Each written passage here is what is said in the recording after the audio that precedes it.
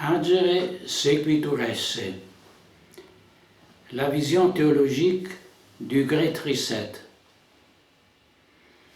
Bien chers frères et sœurs, chers amis,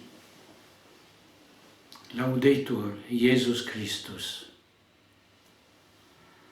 Quand l'être humain agit, il agit en vue d'une fin. Son action, ce qu'il fait, représente un moyen ordonné à une fin qui peut être moralement bonne ou mauvaise. L'action procède de la volonté et elle naît de la pensée, qui est un acte de l'intelligence.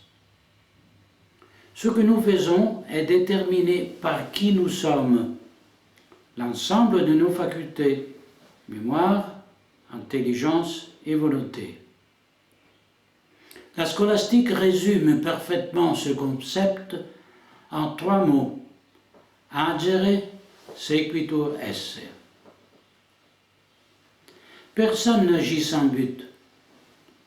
Et même ce qui se passe sous nos yeux depuis plus de 2 ans maintenant est la conséquence d'un ensemble de causes concomitantes qui présupposent une pensée initiale, un principe informateur pour ainsi dire. Et quand nous réalisons que les raisons qui nous sont données pour justifier les actions entreprises n'ont aucun caractère rationnel, cela signifie que ces raisons sont des prétextes, des fausses raisons, qui servent à cacher une vérité inavouable. Telle est la façon de procéder du malin. Quand il nous tente, il ment pour nous faire croire qu'il est notre ami, qu'il se soucie de notre bien. Tout comme le bonimenteur de foire, le diable nous propose ces trouvailles miraculeuses, c'est les désirs de bonheur et de richesse, pour la somme modique de notre âme immortelle. Mais c'est là, comme un escroc, il omet de le dire, bien sûr. Tout au plus, il l'écrit en petits caractères dans les clauses du contrat. Tout est mensonge quand il s'agit de Satan. Les prémices sont fausses. Votre Dieu vous opprime avec de lourds préceptes. Les promesses sont fausses. Vous pouvez décider et obtenir ce que vous voulez. Et tout est mensonge également quand les serviteurs de Satan s'organisent pour établir la dystopie du nouvel ordre mondial. Eh bien, puisque nous ne pouvons pas nous attendre à ce que les conspirateurs du Great Reset nous disent clairement quel est leur objectif final, puisqu'il s'agit de quelque chose d'inavouable et de criminel, nous pouvons néanmoins reconstruire la pensée qui guide leurs actions en connaissant les principes qui inspirent leur agir et en les étayant avec leurs propres mots. Et nous sommes également capables de comprendre que les raisons données ne sont que des prétextes. Or, justement, les prétextes tels qu'ils sont présentés démontrent la malice et la préméditation, car si leur projet était honnête et bon, ils n'auraient pas besoin de le déguiser avec des excuses illogiques et incohérentes. Mais qu'est-ce que c'est le Great Reset? C'est l'imposition forcée d'une 4e révolution industrielle qui conduira le système économique et social actuel à l'implosion. Il permettra par un appauvrissement général et une réduction drastique de la population la centralisation du pouvoir entre les mains d'une élite aspirante à l'immortalité et à la domination du monde. Il voudrait nous réduire à une masse amorphe de clients esclaves confinés dans des boxes et perpétuellement connectés au réseau. À travers le Great Reset, ils veulent effacer la société chrétienne occidentale afin d'instaurer une synarchie libérale communiste sur le modèle de la dictature chinoise, dans laquelle toute la population est contrôlée et manœuvrable à volonté. Dans une société inspirée, même en partie seulement, par les valeurs du catholicisme, les groupes de pouvoir financier et l'élite du nouvel ordre mondial n'auraient pas leur place. Mais cela ne doit pas nous laisser croire que leur opposition à la société chrétienne a une motivation simplement économique et politique. En réalité, ce qui déclenche cette haine, c'est qu'il puisse exister, même dans le coin le plus reculé de la planète, une alternative possible à la dystopie mondialiste, un monde dans lequel l'employeur peut honnêtement payer ses employés, dans lequel l'État impose des impôts raisonnables aux citoyens, dans lequel les œuvres de charité rendent les services gratuitement et sans spéculation, dans lequel l'innocence des enfants est respectée et la propagande LGBTQ n'est pas autorisée. Un monde dans lequel le règne social de Jésus-Christ se montre non seulement comme possible, mais comme la meilleure forme de société administrée pour le bien commun et pour la gloire de Dieu. La simple existence d'un terme de comparaison est un désaveu brûlant de la tromperie mondialiste, montrant son horreur et son échec. Les mensonges sur la nécessité des confinements sont désavoués par l'évidence que là où ils n'ont pas été adoptés, les cas de maladies graves ont été moins nombreux que lorsque des fermetures et des couvre-feux ont été imposés. Les mensonges sur l'efficacité du sérum génique sont démystifiés par les cas de réinfection de multiples vaccinés, des effets indésirables graves, des morts subites. Les mensonges sur le peuple souverain et les droits inviolables de la personne ont été démentis par des règles absurdes, des normes inconstitutionnelles, des lois discriminatoires dans le silence du pouvoir judiciaire. Même le terme de comparaison constitué par la messe de toujours rend impossible de préférer sa contrefaçon montinienne. C'est pourquoi l'Église bergoglienne veut en empêcher la célébration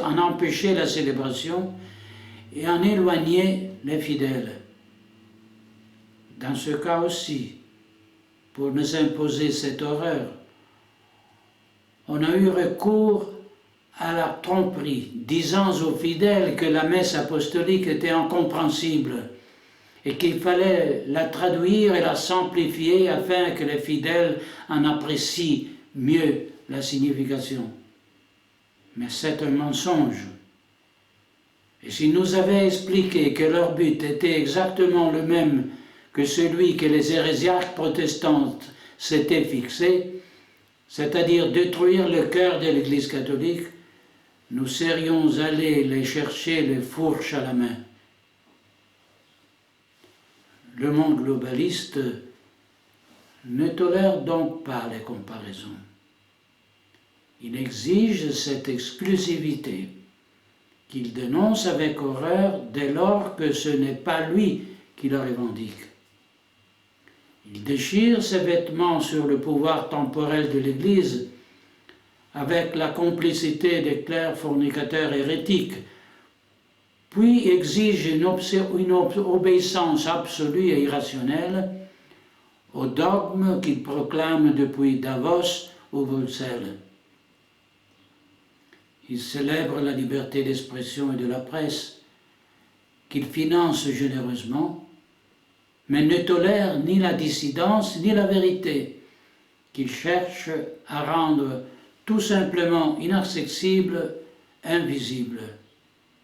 Et encore, le monde globaliste n'a pas de passé à nous montrer pour confirmer la grandeur de ses idées, de sa philosophie, de sa foi. Inversement, il vit de la falsification de l'histoire, de l'effacement du passé, de son élimination chez les nouvelles générations, afin qu'il n'y ait personne qui, devant la cathédrale de Chartres, soit capable de reconnaître les images du Christ et des saintes, afin que personne ne sache que dans la Sainte-Chapelle était conservée l'ampoule de Saint-Crème portée par un ange pour consacrer les rois de France, afin que personne ne puisse connaître leurs gestes, ne trouve leur tombe, ne comprenne les trésors de l'art et de la littérature qui ont fait la grandeur des nations catholiques. L'effacement de la culture révèle la radicale inconsistance ontologique du mondialisme face à la splendeur de la civilisation chrétienne. Le monde globaliste n'a pas d'avenir, ou plutôt, l'avenir qu'il entend nous réserver est le plus sombre et le plus terrifiant que l'esprit humain puisse concevoir. L'avenir qu'il nous présente est faux et réalisable. Je n'ai pas de maison, je ne possède rien, et je suis heureux, tente de nous convaincre Schwab et les promoteurs de l'agenda 2030. Mais leur but n'est pas de nous rendre heureux, ce qui ponctuellement n'arrivera pas, bien sûr, mais de nous confisquer nos maisons et nos biens. Quand ils nous parlent de pacifisme et de désarmement, ce n'est pas parce qu'ils veulent la paix, mais parce que, étant désarmés et sans idéaux, nous nous laisserons envahir et dominer sans réagir. Et en nous imposant l'accueil et l'inclusivité, en adoptant un lexique d'initiés, ils ne veulent pas que nous accueillions et intégrions réellement des personnes d'autres cultures et religions, mais ils veulent créer les prémices du désordre social et la conséquente disparition de nos traditions et de notre foi. Quand ils nous parlent de résilience, ils ne nous disent pas qu'ils nous protégeront des sinistres qui nous menacent, mais que nous devons nous résigner à les absorber sans protester. Quand ils nous accusent d'extrémisme ou de fondamentalisme, c'est seulement parce qu'ils savent que les fidèles et les citoyens aux idéaux nobles et saints peuvent résister, organiser une opposition, répandre la dissidence. Et lorsqu'ils nous imposent une inoculation de masse avec un sérum génique dépourvu d'efficacité, mais aux nombreux effets indésirables, graves et mortels, ils ne le font pas pour notre santé, mais pour modifier notre ADN et nous rendre malades chroniques avec un système immunitaire définitivement compromis et une espérance de vie inférieure à la moyenne des personnes en bonne santé. Et pour introduire dans notre organisme, comme nous l'avons appris de la plainte récemment déposée par maître Carlo Alberto Brusa, des nanostructures auto-ressemblantes au graphène, capables de nous rendre géolocalisables, militaires compris. Ne vous attendez jamais à la vérité de la part des partisans du Great Reset.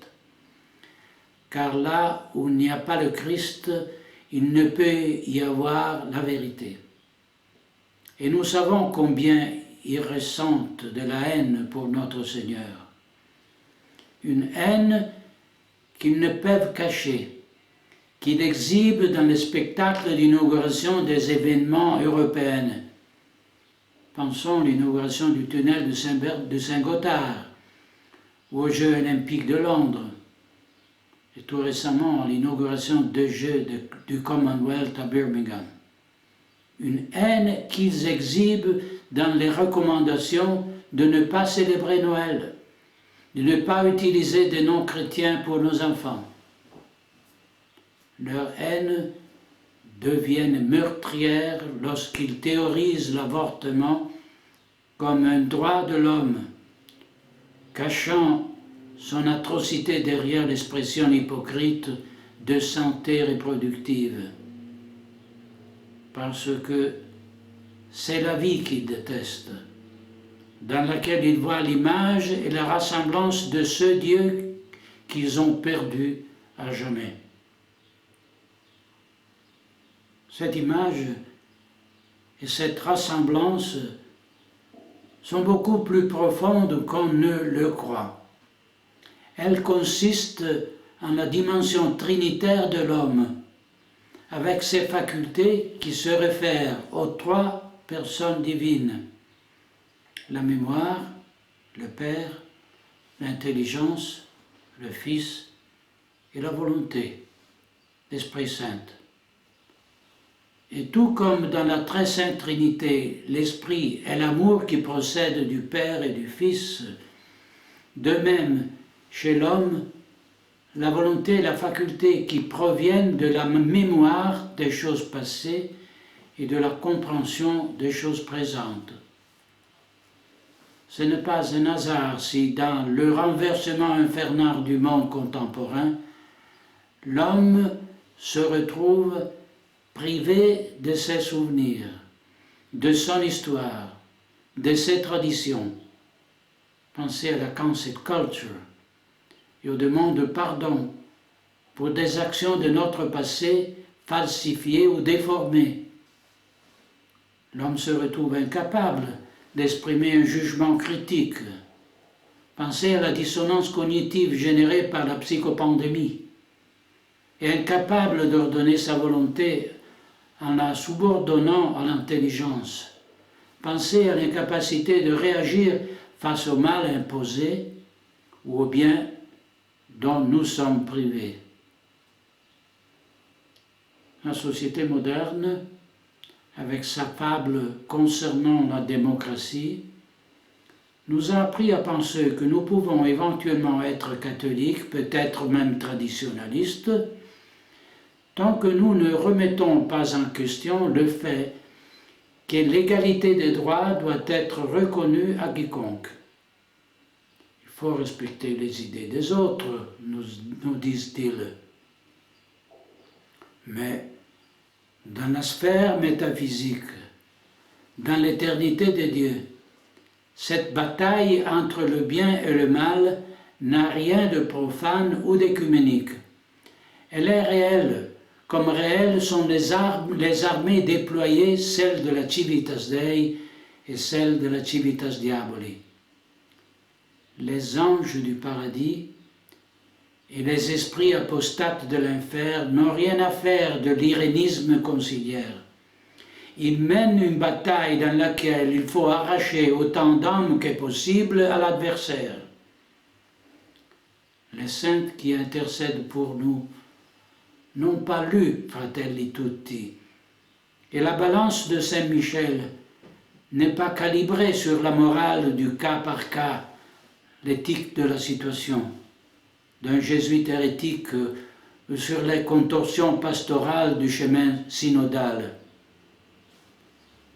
Cessons d'être politiquement corrects, toujours pris par la crainte que nos convictions puissent déranger les consciences sensibles de ceux qui n'hésitent pas à déchirer une créature sans défense dans le sein de sa mère ou à étouffer les personnes âgées et les malades dans leur sommeil.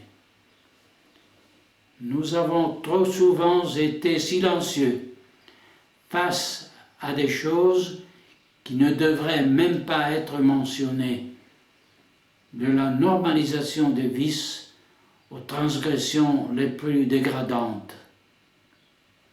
Pourtant, en tant que catholiques, nous devrions savoir que Dieu est vivant et vrai en dépit des athées, que le Christ exerce les titres de souveraineté sur nous en tant que notre Créateur et Rédempteur, en dépit des libéraux.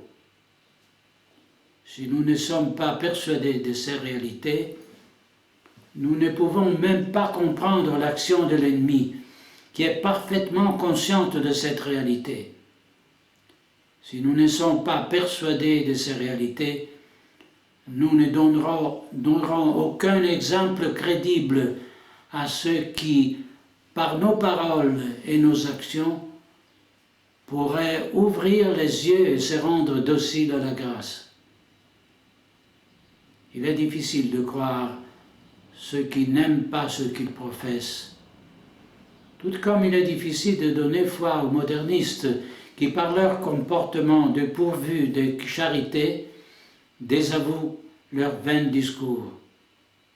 Il est impossible de croire ceux qui nous demandent de manger des sauterelles et des cafards pour sauver la planète, alors qu'ils se nourrissent de précieux morceaux de bœuf de Corbe, ou d'abandonner la voiture diesel, alors qu'ils se déplacent en jet privé.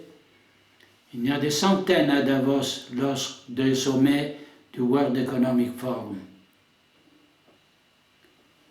Nous devons redécouvrir cette dimension de réalisme et d'objectivité qui nous ont fait perdre pas à pas, ou dont ils nous ont appris à avoir honte. Nous sommes militer Christi, soldats du Christ, appelés à combattre un ennemi qui voudrait nous frapper dans le dos ou nous faire déserter lâchement, parce qu'il sait que lorsqu'il nous combat ouvertement, derrière nous, il trouve la Vierge Immaculée, terribilis ut castor maces ordinata.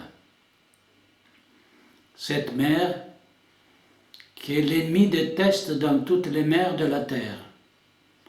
Cette épouse de l'agneau qu'il vilipende en attaquant le caractère sacré du mariage et des vertus domestiques. Cette femme que le serpent humilie en défigurant la féminité et en imposant une parodie obscène. La doctrine mondialiste est essentiellement satanique, parce qu'elle est l'application sociale et globale la plus directe, la plus implacable de la rébellion de Satan. Nous y trouvons cet hybris, ce défi au ciel que la civilisation classique, encore païenne mais préordonnée à l'avènement du message du Christ dans la plénitude des temps, avait sagement stigmatisé et qui nous ramène à la rébellion de Lucifer. L'hybris, le fol orgueil de ceux qui se croient comme Dieu et usurpent les attributs divins, conduit aujourd'hui la science à nier sa vocation au service du bien pour la mettre au service du nouvel ordre, pour accomplir avec le progrès technologique ce qui était impensable dans le passé, effacer la séparation entre l'homme et la machine, entre son esprit et l'intelligence artificielle. Il n'est donc pas surprenant que le transhumanisme soit l'un des points essentiels de l'agenda 2030. Derrière ce projet fou de mettre main sur la création et même d'oser altérer le sanctuaire de la conscience dans lequel Seul Dieu descend avec sa grâce. Derrière ce plan de violer l'être humain pour le rendre plus performant, il y a une fois encore une aberration doctrinale, un mensonge opposé à la vérité de Dieu. Créer un être immortel, comme certains le voudraient, est la réédition technologique d'un délire infernal, à la base duquel se trouve la présomption de pouvoir effacer dans l'homme les conséquences du péché originel. Là où le péché d'Adam a apporté la mort et la maladie, la tromperie du transhumanisme promet l'immortalité et la santé. Là où il a conduit à l'affaiblissement de l'intelligence et au mauvais penchant de la volonté, la fraude de l'homme-machine promet l'accès à la connaissance et la possibilité d'être en soi-même sa propre loi. Là où le péché a conduit à la fatigue du travail, à la guerre et aux épidémies, la dystopie mondialiste promet un revenu universel, la paix et la prévention de toutes les maladies. Mais la mort, la maladie, l'affaiblissement de l'intelligence et le mauvais penchant de la volonté, la fatigue du travail, la guerre et l'épidémie sont la juste punition de l'offense infinie que toute l'humanité, dans ses progéniteurs, a causé à la majesté de Dieu en lui désobéissant. C'est lui qui s'illusionne, croyant qu'il n'y a pas de conséquence à cette désobéissance, ne veut pas accepter sa déchéance ni reconnaître l'œuvre de la rédemption de Jésus-Christ, venu sur la terre, propter nos homines et propter nostrum salutem, est mort sur la croix pour nous racheter du joug de Satan. C'est là qui réside la véritable perspective théologique, à partir de laquelle considérer la crise de la société et de l'Église. Le délire du transhumanisme ne vise pas à rendre la course de l'athlète plus rapide ou la visée du soldat plus précise, mais à corrompre l'homme dans le corps, après l'avoir frappé dans l'âme. Satan ne se résigne pas à la défaite, d'autant plus terrible qu'en elle a resplendi l'obéissance de notre Seigneur au Père éternel, en opposition à l'orgueil du non-serviam luciférien. Et si Dieu, par les chemins de la grâce, parvient à toucher les âmes et à les ramener à lui, les restituant à la vie éternelle, Satan s'acharne aujourd'hui sur les corps pour contaminer l'œuvre du Créateur et défigurer la créature. Son œuvre dévastatrice s'étend également au reste de la création, avec des résultats abominables qui prétendent rivaliser avec la magnificence de Dieu. Tel est le combat entre le bien et le mal, qui depuis la création d'Adam inclut également les êtres humains, appelés à choisir dans quel camp se ranger. Parce que la neutralité est déjà une alliance avec ceux qui méritent la défaite. Nous savons à quel point l'ennemi du nouvel ordre mondial est puissant et quelle est son organisation. Nous savons aussi ce qui le meut et ce qu'il veut accomplir. Mais c'est précisément pour cette raison que nous avons que ces victoires ne sont qu'apparentes et vouées à l'échec. Et que notre devoir, dans cette guerre déjà gagnée par le crucifié, est de choisir dans quel camp nous voulons nous ranger et combattre. Comprendre qu'il peut y avoir des personnes vouées au mal qui choisissent délibérément de se ranger du côté de Lucifer contre Dieu est le premier pas à faire si nous voulons résister au gigantesque coup d'État en cours. Ces personnes constituent d'une certaine manière le corps mystique de Satan et agissent pour propager le mal dans le monde et effacer le nom du Christ. Tout comme le corps mystique du Christ, qui est l'Église, agit dans la communion des saints pour propager la grâce et glorifier le nom de Dieu. Encore une fois, Civitas Diaboli et Civitas Dei. Si nous pensons que l'urgence pandémique a été gérée par des incompétents et non par des exterminateurs cyniques, nous sommes complètement sur la mauvaise voie. Tout comme nous le sommes si nous croyons que nos dirigeants ne sont pas soumis à cette élite de criminels, d'usuriers et de subversifs alors qu'ils ont fait carrière grâce à eux. Il fut un temps où il était normal que les sujets d'un royaume chrétien vivent conformément au commandement divin, dans lequel soit interdit l'avortement, le divorce, la sodomie, l'usure. Ce monde, grâce au travail lent et patient des conspirateurs, a été remplacé par celui qui n'est pas encore complètement le leur, dans lequel règnent des pouvoirs qui ne tirent leur légitimité ni de Dieu, ni du peuple. Et ces pouvoirs empêchent tout ce qui était auparavant encouragé et récompensé, et encouragent ce qui était interdit et puni.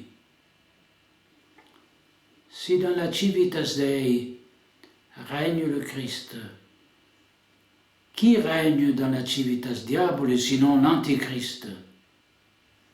Ainsi, si dans la bene ordinata Respublica le vrai, le bien, le beau sont l'expression théologique des perfections de Dieu, dans la République mondialiste, le faux, le mal et le laid en sont les plus évidentes manifestations, au point de devoir devenir norme générale, loi de l'État, un précepte moral auquel il faut se conformer. Même dans ce cas, si vous y prêtez attention, une autre tromperie est proposée à nouveau, celle selon laquelle la tyrannie des souverains et du clergé, justifiée par la superstition papiste, aurait été définitivement effacée de la société révolutionnaire pour être remplacée par le gouvernement du peuple sous les auspices de la déesse Raison. Aujourd'hui, nous voyons à quel point le Léviathan mondialiste et le Sanhédrin bergolien sont tyranniques, unis par le fait d'avoir régné et trahi leur rôle de dirigeants de l'État et de pasteurs de l'Église. Chers amis, votre tâche, comme celle que beaucoup de gens de bonne volonté accomplissent dans tant d'autres nations, est une tâche sacrée et très importante. C'est la tâche de reconstruire, de restaurer, d'édifier. Exactement le contraire de ce que les adeptes de la Civitas Diaboli savent faire, capables seulement de détruire, de démolir, d'accumuler des décombres. Et pour reconstruire, il faut repartir des fondations qui sont le fondement de l'édifice social, en plaçant le Christ comme pierre angulaire, comme clé de voûte. Rappelez-vous que cette génération perverse et corrompue n'a pas d'avenir. Elle est victime de sa propre cécité et de sa propre stérilité, de sa propre incapacité à générer. Parce que donner la vie est une œuvre divine. Et cela s'applique autant à la vie du corps qu'à celle de l'âme. Tandis que le diable n'est pas capable que de donner la mort et avec elle le sourd désespoir de l'âme arrachée à sa fin ultime et suprême qui est Dieu. Soyez-en sûrs, le nouvel ordre mondial ne prévaudra pas. Sa fureur dévastatrice qui voudrait réduire la population mondiale à un demi-milliard d'êtres humains ne prévaudra pas. Sa haine pour la vie à naître et pour la vie qui est en train de s'éteindre ne prévaudra pas. Son plan de tyrannie ne prévaudra pas. Car c'est précisément dans la privation du bien que nous réalisons le prix de ce qui nous a été enlevé et trouvons la détermination et la force de nous battre et de résister. L'apostasie qui afflige la hiérarchie catholique, devenue servante du monde, ne prévaudra pas non plus. Les semeurs de discorde et d'erreurs qui infestent nos églises s'éteindront inexorablement, laissant vides les cathédrales et les églises, déserts les couvents et les séminaires qu'ils ont occupés il y a 60 ans avec la fausse promesse du printemps conciliaire. Parce que derrière tout cela, il y a toujours la fraude et la malice du menteur.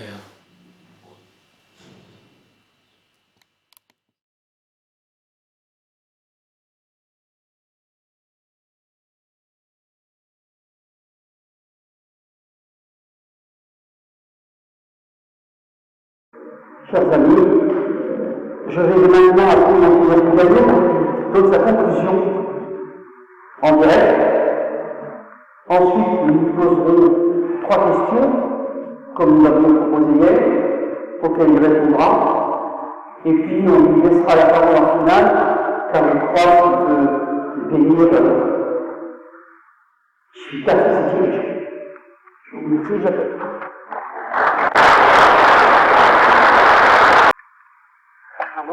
Oui, bonjour Excellence, Monsieur Dupin à l'appareil. Donc, je vous donne la parole pour votre conclusion. Et ensuite, vous poserez les questions pour le contenu. Chers amis, je suis très heureux de cette opportunité qui m'a été accordée de participer à cette édition de votre université d'été. Avec l'émotion, pour moi un grand honneur de pouvoir adresser une chaleureuse salutation à tous les militants de Chilica. En commençant par votre président, M. Alain Escada, le secrétaire général, M. Raymond votre cher ami, le père Joseph, ainsi que les capitaines de la résistance. En combattant pour le rétablissement du règne social de notre Seigneur Jésus-Christ, en luttant contre l'oligarchie maçonnique, contre la secte des avortes, Chilica se trouve David contre Goliath, lors d'un combat de l'Alliance antimondialiste que j'ai appelé de tous mes voeux.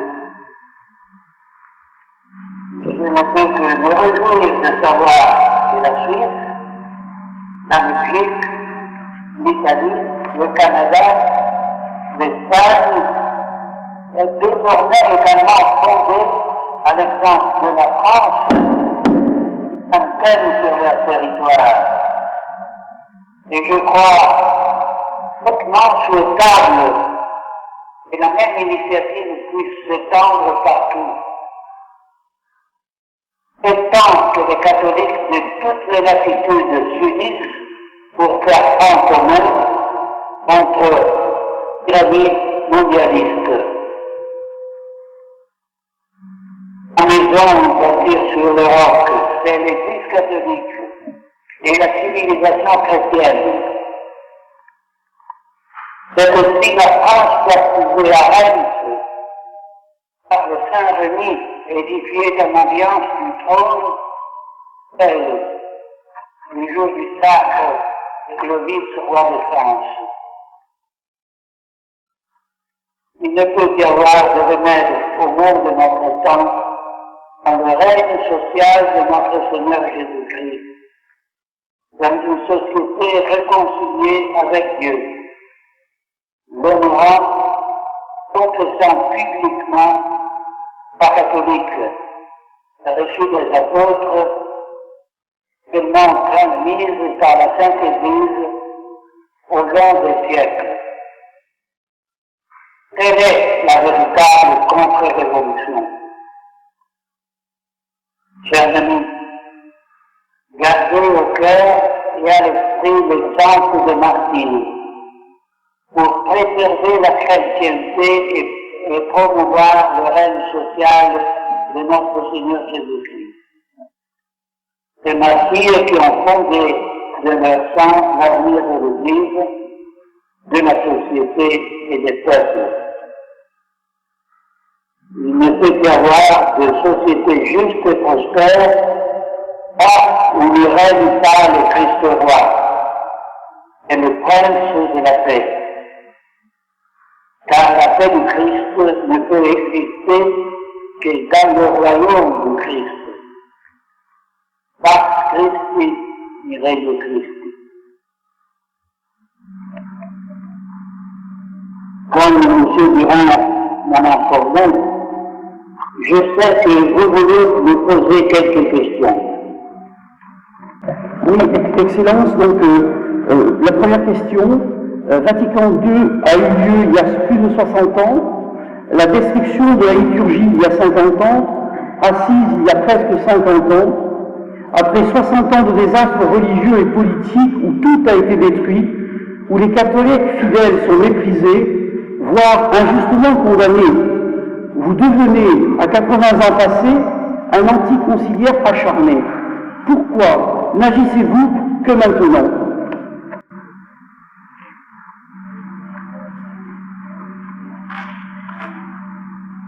Mais, dans mes interventions passées,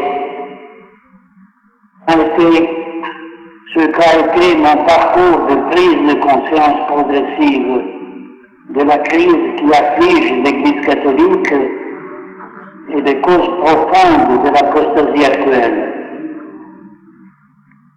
Comme je l'ai dit alors, mon engagement est le service diplomatique du Saint-Siège.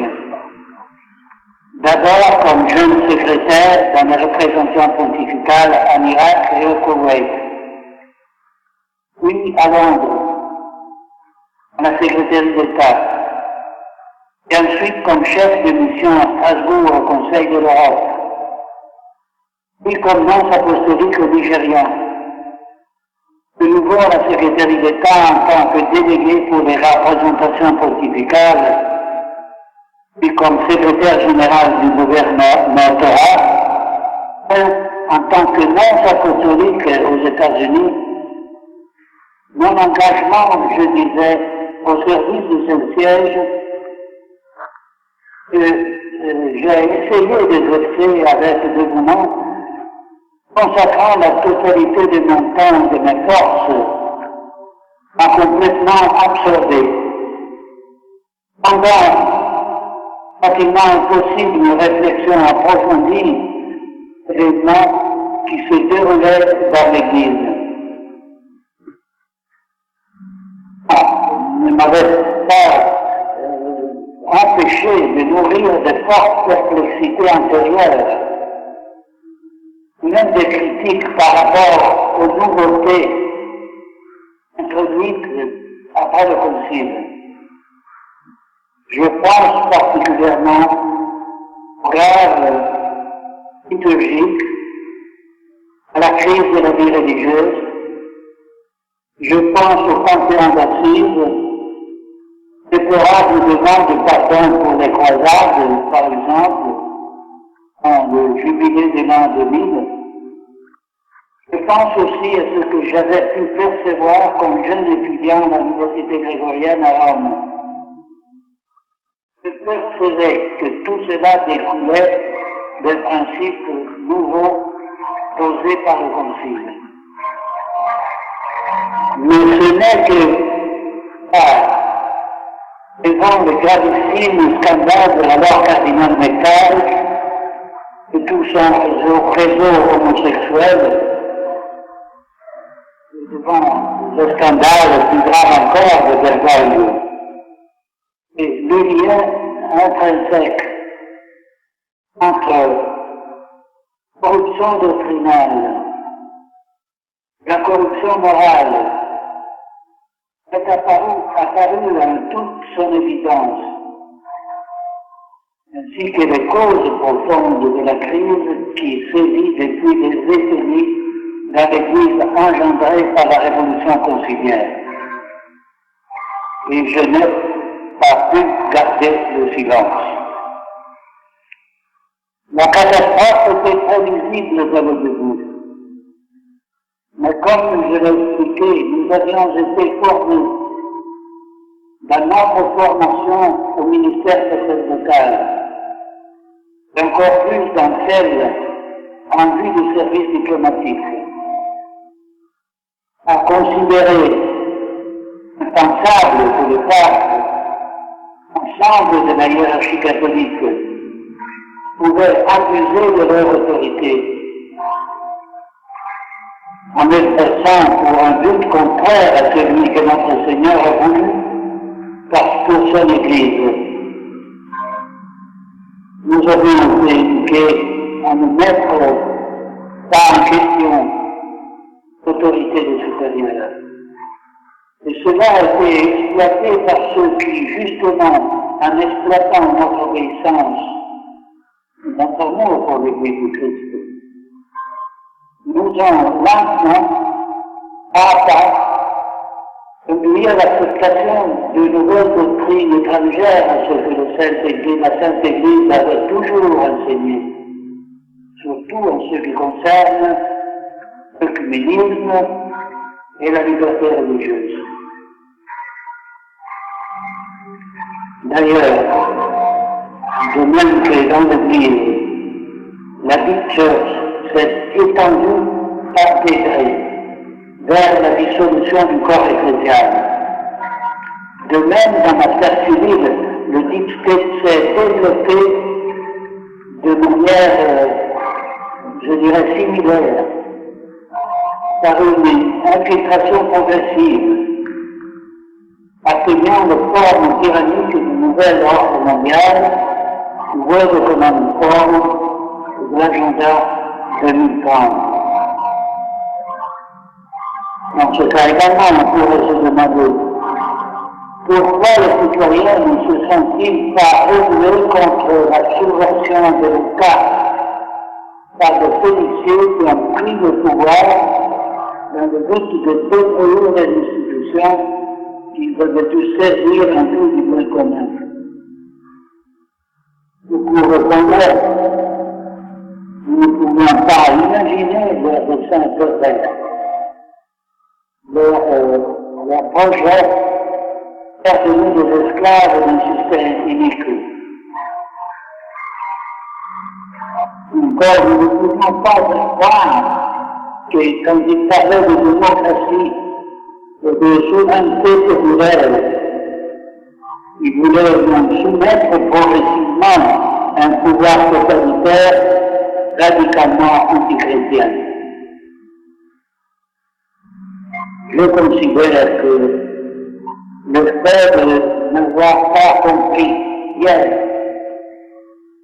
la nature du processus révolutionnaire en cours pourrait être excusable. En revanche, ne pas comprendre aujourd'hui est irresponsable, complice à la fois du coup d'État mondial dans les choses temporelles et de l'apostasie dans les sphères ecclésiales. Ce ne sont donc ceux qui, bien avant nous, et leur voix qui crut. Et l'alarme sur la menace qui pèserait à la fois sur la société civile et sur l'Église catholique. Merci, Monseigneur. Je vous pose une deuxième question. Que pensez-vous de Monseigneur Lefebvre et de son combat, particulièrement de son acte si controversé, tel les sacres de 1988 ?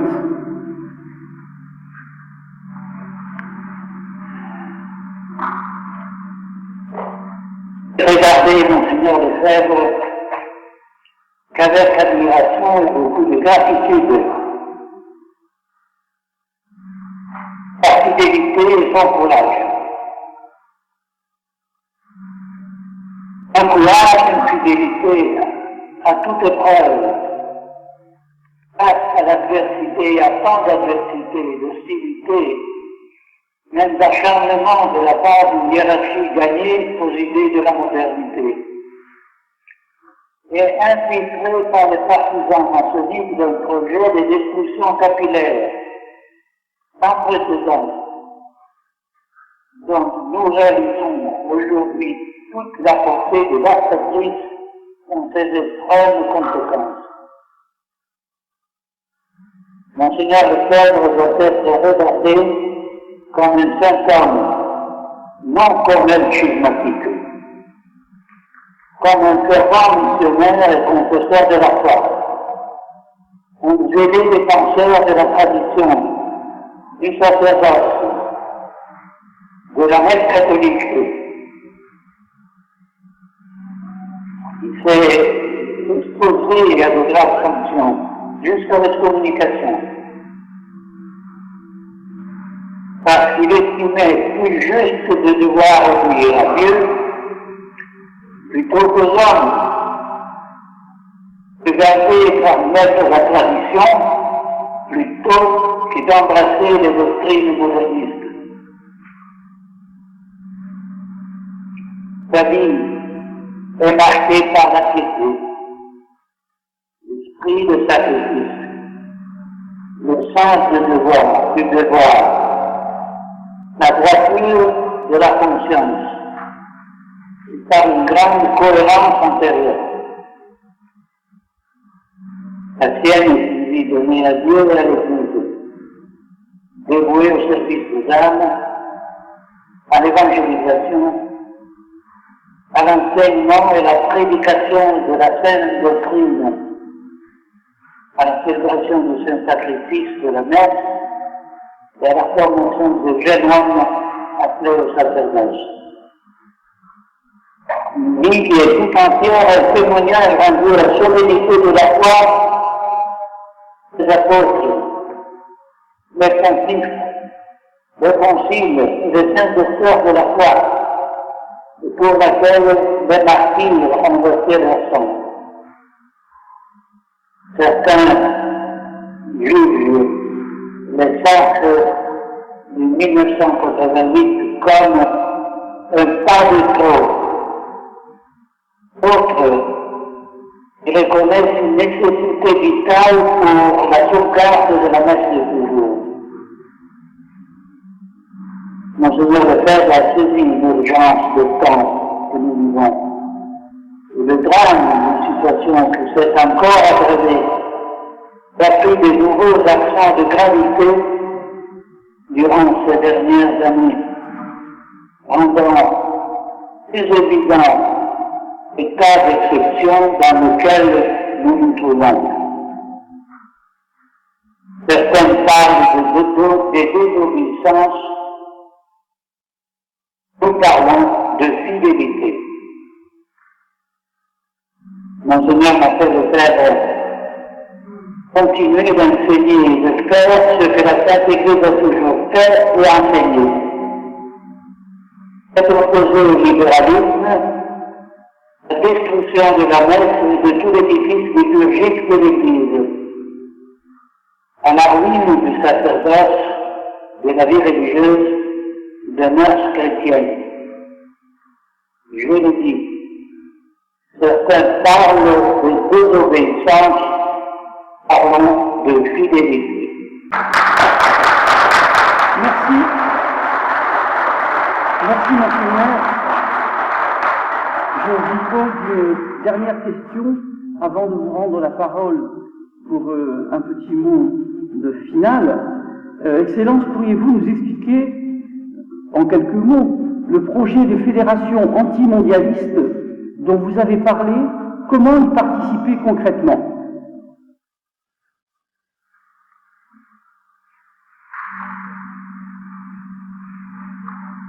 L'Alliance antimondialiste,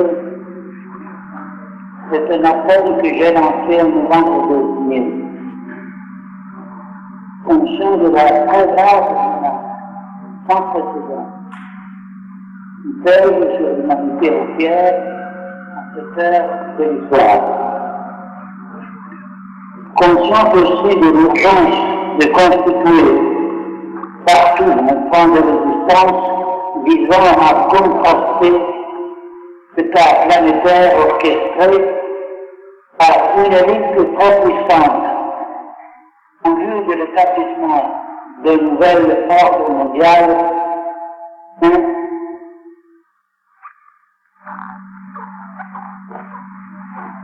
et jamais cette prétention de devenir le leader d'un mouvement ni d'assumer son organisation. Telle que même de jeter aux quatre vents la sémence, sans qu'elle soit sagement recueillie, qu'elle puisse fructifier. Il saurait mesurer l'état de sa germination. La situation actuelle, de différentes nations que sur l'échiquier international est très mouvant, sombre, il est déchiffré. Nous savons seulement que nous devons nous préparer antérieurement l'événement et implorer du ciel une intervention de Dieu. Une seule chose est certaine, il est de résoudre la crise civile et ecclésiale dans laquelle nous sombrons avec des moyens humains. L'homme, d'abord, est devant son Dieu ou son roi, notre Seigneur Jésus-Christ. La nation et le peuple de reconnaître sa seigneurie. Prise la première par restituer au roi la couronne, et deux usurpateurs lui ont côté. Remettons donc le Christ au centre de nos cœurs et au centre de tout. Lui qui est là, c'est le milliard. Or, le royaume et sa justice, tout le reste nous sera donné en surcroît.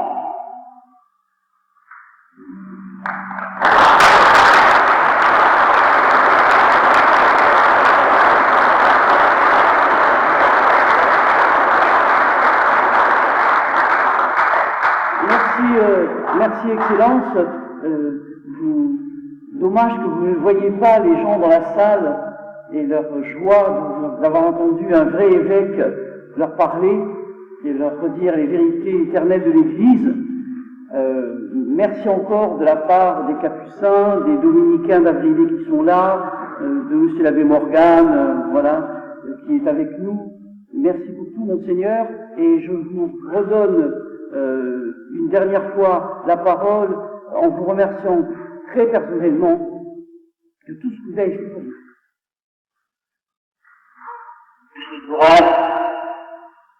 Et moi aussi, je regrette beaucoup de ne pas avoir la possibilité de vous voir et surtout d'être avec vous dans cette malheureuse circonstance dans laquelle vous êtes réunis pour rendre grâce, pour prier ensemble Vierge Marie, la veille de la fête de son Assomption, elle qui est la patronne principale de France. Renouvelons donc notre acte d'espérance, comment notre égard vers des choses d'amour. Une par la protection de l'intercession maternelle de la Vierge Marie, femme revêtue du ciel qui écrase sous ses pieds la tête du dragon infernal, nous pouvons fédérer dans les combats d'ici-bas avec un surcroît de force et de courage, mais aussi d'humilité et de confiance. Frères amitiés, je vous bénis tous. Benedicat omnipotens Deus, Pater, Filius et Spiritus Sanctus. Amen.